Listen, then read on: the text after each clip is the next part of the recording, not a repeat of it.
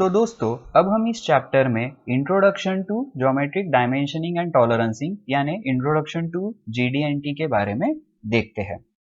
तो दोस्तों geometric dimensioning and tolerancing यानी जिसे हम शॉर्ट में जीडीएनटी कहते हैं, ये एक इंटरनेशनल लैंग्वेज है जो कि इंजीनियरिंग ड्राइंग्स में यूज की जाती है किसी भी पार्ट के size, form, orientation and location को एक्यूरेटली डिस्क्राइब करने के लिए।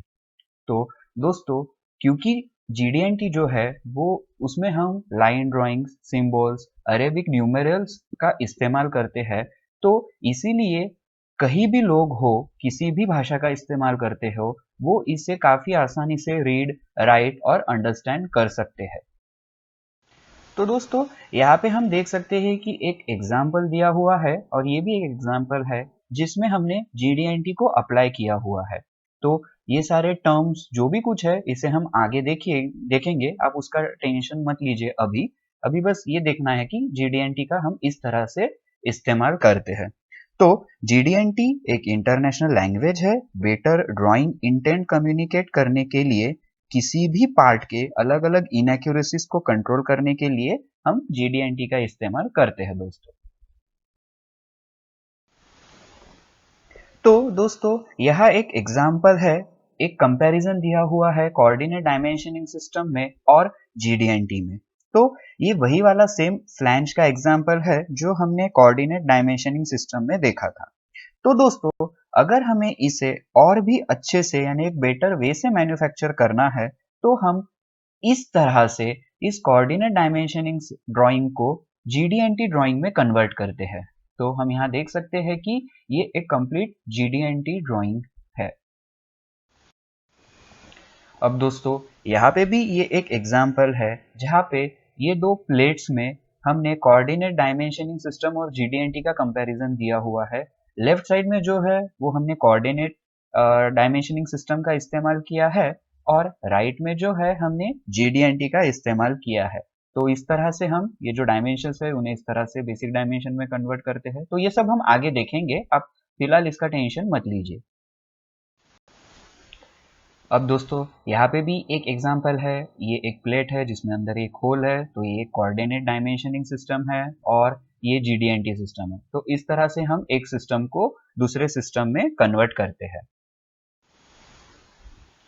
दोस्तों अब यहाँ पे हमें जो है कोऑर्डिनेट डायमेंशनिंग सिस्टम और ज्योमेट्रिक टॉलरेंस का एक डिफरेंस दिया हुआ है, तो जिसे हम देखते हैं। तो दोस्तों जैसे कि हमने देखा था कि कोऑर्डिनेट डायमेंशनिंग सिस्टम में हमें जो है वो स्क्वायर या रेक्टेंगुलर टॉलरेंस जोन मिलता है, लेकिन जीडीएनटी में हमें डायमेट्रिकल टॉलरेंस जोन मिलता है जो कि एक फ्लेक्सिबल टॉलरेंस जोन होता है। वही कोऑर्डिनेट डायमेंशनिंग सिस्टम में वो फिक्स्ड टॉलरेंस जोन होता है।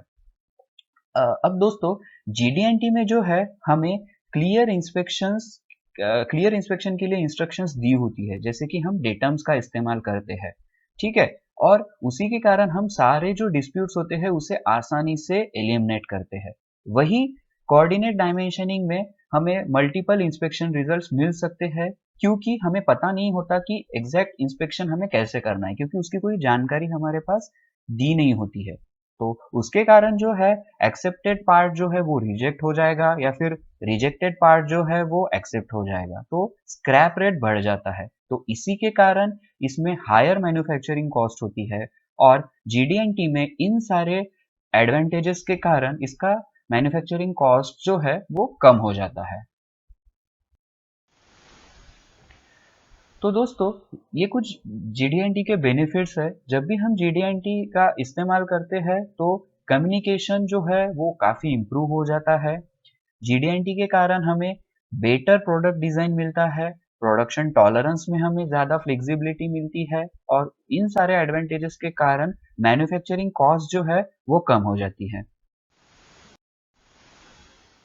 तो दोस्तों जैसे कि हमने पहले देखा था कि इस कोर्स का जो मेन फोकस है वो है कि जीडीएनटी क्या है, जीडीएनटी का इस्तेमाल क्यों करें, जीडीएनटी का इस्तेमाल कब करें और जीडीएनटी का इस्तेमाल कैसे करें। तो इसमें हमने इन 3 पॉइंट्स को तो पहले से ही देख लिया है। तो जीडीएनटी क्या है? तो ये एक इंटरनेशनल लैंग्वेज है जो कि हम better drawing intent communication cross functional team के अक्रॉस में करने के लिए इस्तेमाल करते हैं। इसमें हम काफी सिंबल्स, अल्फा न्यूमेरिक सिंबल्स का इस्तेमाल करते हैं ताकि किसी को भी ये काफी आसानी से पता चल सके, वो उसे रीड, राइट और इंटरप्रेट कर सके। अब दोस्तों GD&T क्यों इस्तेमाल करें?